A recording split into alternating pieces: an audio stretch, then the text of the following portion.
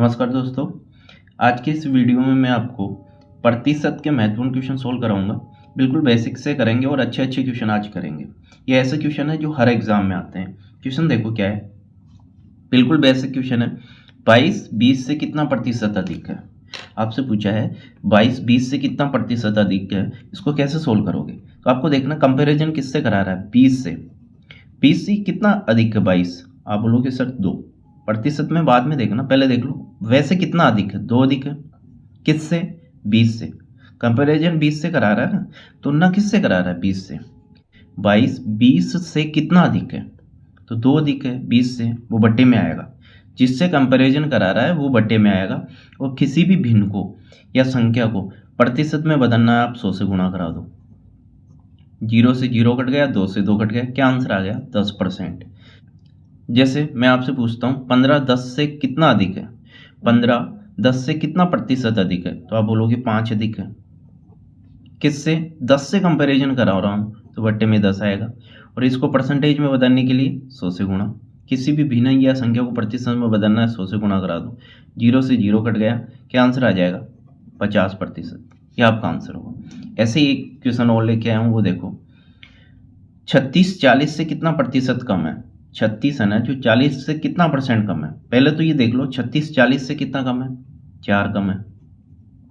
4 ही तो कम है, किससे, 40 से। तो आपका आंसर आएगा 4/40 गुणा 100। जिससे कंपैरिजन करा रहे हो, जिससे तुलना करा रहे हो, वो बट्टे में आएगा। पूछा 40 से 36 40 से कितना कम है, तो 4 कम है। किससे, 40 से, गुणा 100। देखो 4 से 4 कट गया, 0 से 0 कट गया। इसका भी क्या आंसर आएगा, 10% कम आएगा। एक एग्जाम्पल और देखो, आपसे पूछ ले 25 30 से कितना कम है। 25 30 से कितना कम है, तो आप देखोगे कितना कम है, 5। किससे, 30 से। और इसको प्रतिशत में बदलने के लिए 100 से गुणा करा दो। इस 0 से ये 0 गया, 10 5 से गुणा होगा तो कितना आ जाएगा, 50। 50/3, ये प्रतिशत में आपका आंसर होगा। इसको आगे भी सोल्व कर सकते हो। 3 एकम 3, 5 के 2 हो गए 20, 3 6 18, 16 से 2/3% आपका आंसर होगा। तो समझ में आया क्या मैं समझा रहा हूँ आपको, बिल्कुल बेसिक से है। देखो अच्छा क्वेश्चन है, कई एग्जामों में ऐसे क्वेश्चन आते हैं, बार बार आती है ये क्वेश्चन। रमेश का वेतन सुरेश के वेतन से 20% कम है, तो सुरेश का वेतन रमेश के वेतन से कितना परसेंट अधिक है। तो इसमें स्टूडेंट गलती क्या कर देते हैं, 20% आंसर दे के आ जाते हैं। आपको ऐसे नहीं करना है, पूरा सोल्व करना है। देखो एक तो है रमेश और एक है सुरेश। जो क्वेश्चन बोल रहा है वो करो। रमेश का वेतन सुरेश से 20% कम है। सुरेश से, तुलना किससे हो रही है, सुरेश से। सुरेश की वैल्यू आप 100 मान लो, सुरेश की वैल्यू आप 100 मान लो, इससे 20% कम है ये। तो 20%, 100 का 20% निकालूंगा 20 ही आएगा, और 100 में से घटाऊंगा 20 कम है, तो ये कितना आएगा, 80 आएगा। रमेश का वेतन कितना आ गया, 80, अगर सुरेश का 100 है तो। आगे क्वेश्चन क्या बोल रहा है, सुरेश का वेतन रमेश से कितना प्रतिशत अधिक है। पहले वाला क्वेश्चन ही आ गया, सुरेश का वेतन रमेश से कितना प्रतिशत अधिक है। अब देखो सुरेश कितना अधिक है रमेश से, रमेश तो 80 है, ये कितना है, 100 है। आप बोलोगे 20 ज़्यादा है, 20 ज़्यादा है। किससे, सुरेश का वेतन देखो रमेश से, रमेश से कंपैरिजन हो रहा है ना, तो रमेश की वैल्यू बट्टे में आ जाएगी। और इसको प्रतिशत में बदलने के लिए 100 से गुणा कर दो। 0 से 0 कट गया, 2 का भाग 8 में दूंगा तो 4 बार, 4 का भाग में 100 में दूंगा तो देखो 4 दूनी 8, बच के 2 हो गए 20, 5 बार जाएगा। 25% आपका आंसर होगा, ना कि 20%। ये देखो ए का वेतन बी के वेतन से 40% कम है, तो ए वो बी के वेतन निकाल लो पहले। तो बी के वेतन से 40% कम है, बी का आप 100 मान लेते हो, इसका 40% कम कर दो। 100 का 40% 40 आएगा, 100 में से मैं 40 घटाऊंगा तो कितना आ जाएगा, ये 60। ये आ गया। आगे क्या पूछ रहा है वो देखो, बी का वेतन ए के वेतन से कितना प्रतिशत अधिक है। कंफ्यूजन करेंगे क्वेश्चन, बट आराम से आप सोल्व करोगे, कोई दिक्कत नहीं होगी। बी का वेतन ए के वेतन से कितना परसेंट अधिक है, कह रहा है कि ए से कितना परसेंट ज़्यादा है बी, तो कितना ज़्यादा है, 40 है। 40 परसेंटेज नहीं है, 40 ज़्यादा है, प्रतिशत में तो आप निकालोगे 40 ज़्यादा है। किससे, बी का वेतन ए के वेतन से, ए का वेतन बट्टे में आएगा, और इसको प्रतिशत में बदलने के लिए 100 से गुणा। 0 से 0 कैंसिल हो गया, 2 के बाड़े से काटो, ये 2 बार, ये 3 बार। 3 का भाग 100 में भी नहीं जाएगा, 2 में भी नहीं जाएगा। आंसर आएगा 100, 2 से गुणा होगा तो कितना आ जाएगा 200 और बट्टे में 3। आगे सोल्व कर सकते हो इसको। 36 18 6 बार गया, फिर 36 18 2/3%, 66 से ही 2/3% आपका आंसर होगा। समझ में आया? इसको बहुत सारे तरीके से कर सकते हो। सेकंड मेथड भी मैं इसका बताता हूँ आपको, वो भी दिमाग में रखना है। एक परसेंटेज वैल्यू आपको पता होनी चाहिए। जैसे आप 10% को क्या लिख सकते हो, प्रतिशत का चिन्ह हटाऊंगा तो बट्टे में 100 का चिन्ह आएगा, प्रतिशत हटाऊंगा तो बट्टे में 100 आएगा। ये दिमाग में रखो, जब भी परसेंटेज का चिन्ह हटेगा बट्टे में 100 आएगा। तो इसका मान 1/10 है। 10% का मान कितना है 1/10। प्रतिशत लगाने के लिए 100 से गुणा और हटाने के लिए 100 से भाग, ये ध्यान रखना। मेरे को तो 40% का निकालना है। ये एग्जाम्पल माना है कि 10 का आंसर आ गया, ये नहीं करना है। एग्जाम्पल माना मैंने, 40% का मान निकालना है तो 40/100। 1 0 से 1 0 कैंसिल हो गया, 2 के पाटे से 2 बार और ये 5 बार। 40% का मान भिन्न में होगा 2/5। इसको वापस प्रतिशत में बदलोगे, 100 से गुणा करा के 40 ही आएगा। अब इसको कैसे सोल्व कर सकते हो, वही ए और बी लो। आपसे पूछा ए का वेतन बी के वेतन से 40% कम है। 40% किसको इंडिकेट कर रहे हैं यहाँ पे, देखो बी के वेतन से 40% कम है ए का।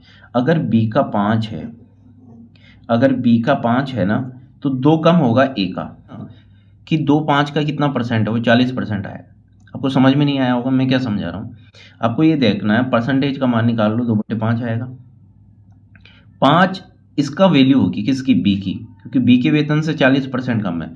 परसेंटेज वैल्यू किसके पास है, बी की, तो मान बी का ही होगा वो। 5 बी का मान है, 2 कम ए है, तो ये कितना हो जाएगा 3।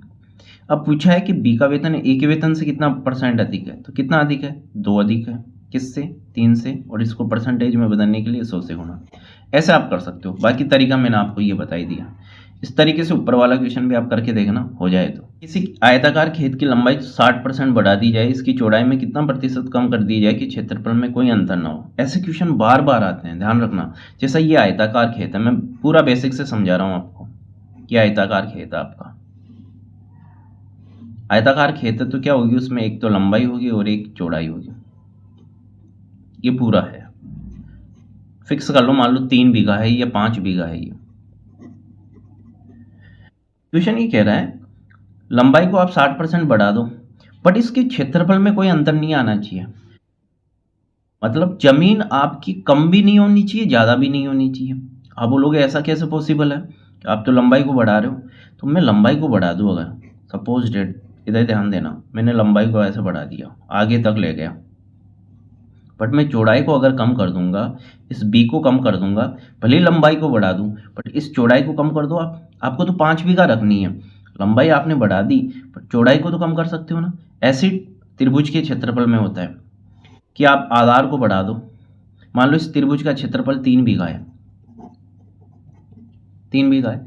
अगर इसके आधार को आप बढ़ा देते हो या कम कर देते हो, मान लो आधार कम कर दिया, आधार आपने देखो यहाँ पे कम कर दिया, बिल्कुल ही कम कर दिया, यहाँ पे इतना सा कर दिया, पहले ज़्यादा था आधार, यहाँ पे आधार कम करा, तो आपको ऊंचाई बढ़ानी पड़ेगी, क्योंकि त्रिभुज के क्षेत्रफल में आधार ऊंचाई होता है। ऐसे ही आयत के क्षेत्रफल में आपने लंबाई बढ़ा दी, क्षेत्रफल उतना ही रखना है तो चौड़ाई कम करनी पड़ेगी। तो उल्टा रिलेशन होता है, तभी तो बोला है उसकी चौड़ाई में कितना प्रतिशत कम कर दिया जाए। ये आप ये देखो ना, लंबाई बढ़ा रहा है, चौड़ाई कैसे कम हो सकती है, इस तरीके से कम होगी। आपको क्षेत्रफल पहले जितना ही रखना है, एक चीज़ को बढ़ा दोगे तो दूसरी को कमी करनी पड़ेगी। जैसे लंबाई को 5:6 में बढ़ा दिया तो चौड़ाई 6:5 में कम होगी। इसका उल्टा होता है, जैसे आयत की लंबाई 10:11 में आपने बढ़ा दी लंबाई को, तो चौड़ाई 11:10 में कम होगी। उल्टा होता है, ये दिमाग में बैठा लो।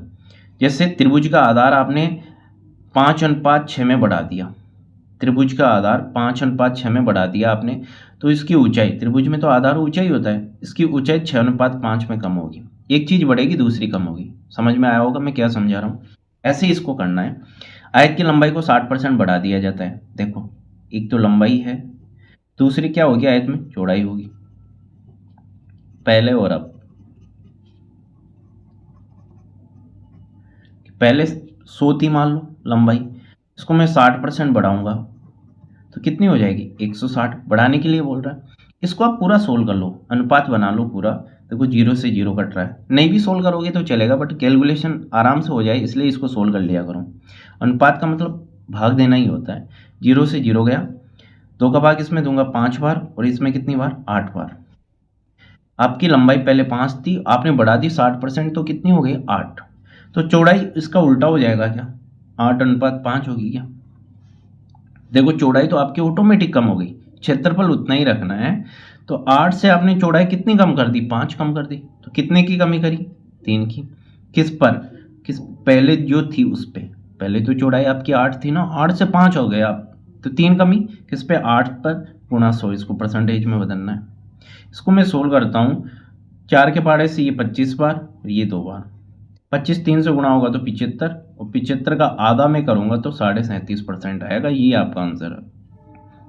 देखो मैं वापस समझा रहा हूँ, लंबाई को आपने 60% बढ़ाया, क्षेत्रफल उतना ही रखना है, तो चौड़ाई आपको कम करनी पड़ेगी, वो ऑटोमेटिक हो जाएगी। लंबाई आप 10:11 के अनुपात में आप बढ़ाते हो, तो चौड़ाई 11:10 के अनुपात में कम होगी। ये दिमाग में सेट कर लो, उल्टा होता है रेशो। 5:8 में अगर आपकी लंबाई बढ़ती है तो 8:5 में चौड़ाई कम होगी। तो 8 से कितनी हो गई, 5। पहले कितनी थी देखो, 8, अब कितनी हो गई, 5। तो 3/8 आएगा, बट्टे में 5 मत कर देना, क्योंकि कंपैरिजन पहले वाले से ही होगा। 8 से 5 होगी, 3 की कमी, 8 पे इसको प्रतिशत में बदलना, ये कैलकुलेशन करनी है आपको। 75/2 आएगा, 37.5%। इस क्वेश्चन को आप सोल्व करने की कोशिश करो। यदि किसी त्रिभुज के आधार में 10% की कमी हो जाए तथा उसके क्षेत्रफल में कोई परिवर्तन ना हो, उसकी ऊंचाई में कितने प्रतिशत बढ़ा देना चाहिए, ऊंचाई को कितना % बढ़ा देना चाहिए, आपसे पूछे। आधार आप कम करोगे तो मैंने अभी आपको समझाया, एक चीज़ कम करोगे दूसरी बढ़ेगी ऑटोमेटिक। त्रिभुज में वही ले लो, पहले और अब। त्रिभुज का क्षेत्रफल क्या होता है, आधार गुना ऊंचाई। पहले 10% कम कर दी, पहले से, पहले 100 थी, 10% कम कर दी, कितनी हो जाएगी, 10% कम करोगे तो 90। ये किसकी बात हो रही है, आधार की। तो ऊंचाई बढ़ानी पड़ेगी आपको। ऊंचाई कितना % बढ़ाओगे, ये आपसे पूछा है। इसका अनुपात बनाता हूँ, 0 से 0 गया, 10:9 का अनुपात है। तो ऊंचाई 9:10 का होगा क्या, उल्टा ही तो होगा उसका। इसका 10:9 है तो इसका 9:10 हो जाएगा। देखो ऊंचाई बढ़ी है, पहले 9 थी, अब कितनी हो गई, 10। 1 की वृद्धि हुई है, किस पे, पहले वाली पे, 9 पे। और इसको प्रतिशत में बदलने के लिए 100 से गुणा, 100/9, 9 एकम 9, 9 एकम 9, 1/9, 11 से 1/9%, ये आपका आंसर होगा। चीनी के मूल्य में 10% की वृद्धि हो जाती है, तो एक गृहिणी को अपनी खपत कितने % कम कर देनी चाहिए जिससे खर्च अपरिवर्तित रहे। वही सेम क्वेश्चन है, लैंग्वेज चेंज हुई है। एक बात बताओ मेरे को, जैसे मान लो आप 40 रुपये पर केजी अभी चीनी आ रही है, 1 केजी आ रही है। अब इसका प्राइस बढ़ा, मान लो कितना % बढ़ गया, 60 रुपये पर केजी हो गया, तो क्या 1 केजी आएगा क्या। अगर आप 50 रुपये, पहले 50 रुपये खर्च करते थे, आपने ठान रखा है मैं तो 50 ही करूँगा, क्वेश्चन कह रहा है जिससे खर्च अपरिवर्तित रहे। आप 50 रुपये की चीनी खाते थे पहले, मान लो 1 महीने में 1 केजी, अब चीनी का भाव 60 रुपये केजी आ गया, आप 50 ही खर्च करोगे, क्या 1 केजी मिलेगा क्या। आप बोलोगे सर 1 केजी तो नहीं मिलेगा, कम मिलेगा उससे। तो ध्यान रखना, जब भी रेट बढ़ती है क्वांटिटी कम होती है, वही सेम लॉजिक है इसमें। आपकी कोई भी रेट बढ़ेगी, जैसे पेट्रोल के दाम पहले 100 रुपये थे, अब मान लो 120 हो गए। पहले 100 रुपये में 1 लीटर आता था, अब क्या 100 रुपये में 1 लीटर आ पाएगा क्या, अब तो 120 रुपये का 1 लीटर है।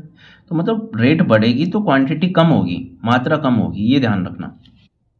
देखो मूल्य क्या है, वो सेम क्वेश्चन है, पहले और अब।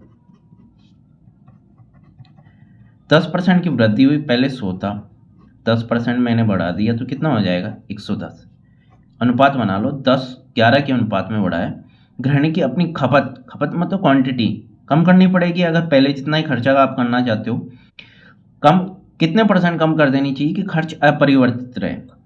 तो 10 से 11 बढ़ाना, तो मात्रा या खपत जो होगी ना 11 से 10 होगी, उल्टा होगा। वही पहले वाला क्वेश्चन करके आए, सेम वही क्वेश्चन है। मात्रा 11 से 10 करनी होगी, आपको मात्रा कम खानी होगी, क्वांटिटी में कम खाना होगा, तभी तो खर्चा उतना रहेगा। 11 से 10 हो गया, 1 की कमी किस पे, 11 पे गुणा 100, ये आपका आंसर होगा। 100/11 भाग दे दो, 11 99, कितनी बार गया, 9 बार, 1 बच रहा है, किसका भाग दे रहे हो, 11 का, ये आपका आंसर होगा। इसको नोट कर लो। किसी वस्तु के मूल्य में 25% की कटौती की गई, उसके आरंभिक मूल्य में लाने के लिए नए मूल्य में कितने % की वृद्धि करनी होगी, ये आपको सोल्व करना है। ये आज का होमवर्क है आपका।